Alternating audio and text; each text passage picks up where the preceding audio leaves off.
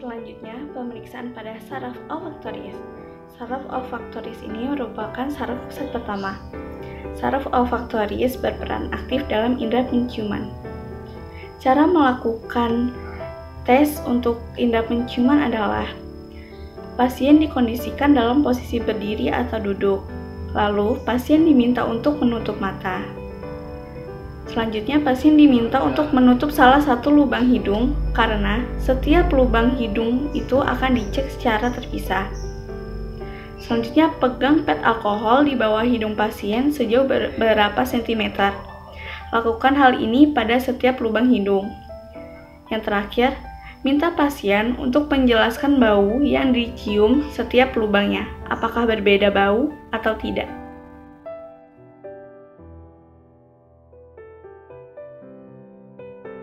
Selanjutnya adalah pemeriksaan saraf optikus. Saraf optikus ini merupakan saraf pusat kedua. Saraf ini membantu untuk menjalankan visualisasi tubuh saat kita melakukan kegiatan sehari-hari. Cara memeriksanya adalah meminta pasien untuk duduk berhadapan dengan pemeriksa. Lalu, meminta pasien untuk melihat pemeriksa secara lurus dan pemeriksa rentangkan kedua tangannya. Lalu, gerakan satu jari pada masing-masing tangan untuk melihat respon pasien berupa penunjukan tangan mana yang jarinya bergerak.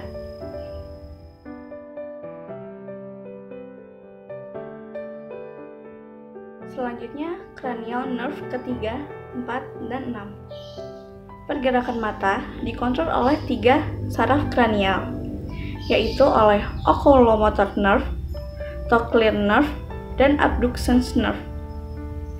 Terdapat 3 pemeriksaan pada mata. Yang pertama pupil, yang kedua refleks akomodasi, yang ketiga movement atau pergerakan mata.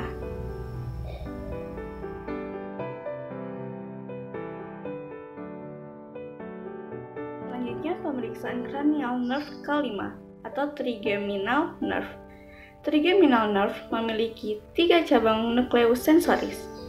Yang pertama, pada bagian optalmik yang menginervasi kulit dahi, kornea, dan konjungtiva. Yang kedua, bagian maksila yang menginervasi kulit di bagian tengah wajah. Yang ketiga, bagian mandibula yang menyuplai inervasi sensoris di kulit rahang bawah.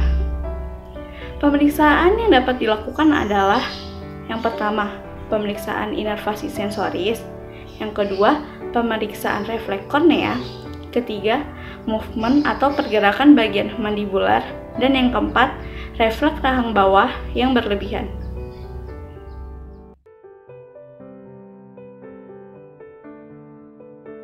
Selanjutnya pemeriksaan pada cranial nerve ke-7 atau facial nerve. Cara yang dilakukan untuk pemeriksaan ini adalah meminta pasien untuk melihat ke atas, mengerutkan alis dan dahi, menutup mata dengan kuat, dan menunjukkan gigi ketika tersenyum.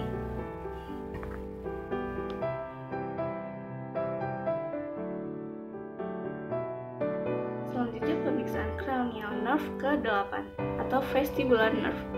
Vestibular nerve adalah saraf yang terspesialisasi untuk sensor pendengaran dan keseimbangan. Cara pemeriksaannya adalah meminta pasien dalam keadaan duduk. Selanjutnya, tutup salah satu telinga. Beri jarak sekitar 60 cm dari telinga yang terbuka.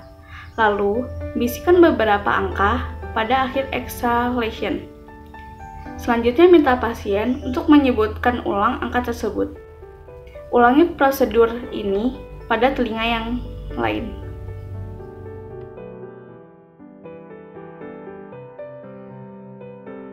Selanjutnya pemeriksaan cranial nerve ke-9 dan ke-10. Biasanya, pasien akan mengeluh sulit menelan. Cara yang kita lakukan untuk memeriksanya adalah meminta pasien untuk meminum. Jika tidak ada kendala, selanjutnya minta pasien untuk membuka mulut dengan lebar. Periksa apakah uvula terangkat atau tidak. Jangan lupa, periksa kesimetrisan langit-langit mulut juga.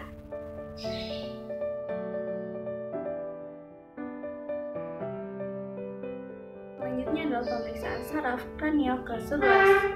Pemeriksaan ini dilakukan dalam posisi duduk. Pemeriksaan di daerah leher untuk atrofi.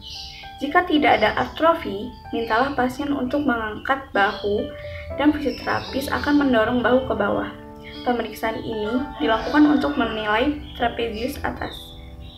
Selanjutnya untuk sternocleidomastoideus, mintalah pasien untuk memutar kepala di kedua arah dan melawan tahanan fisioterapis.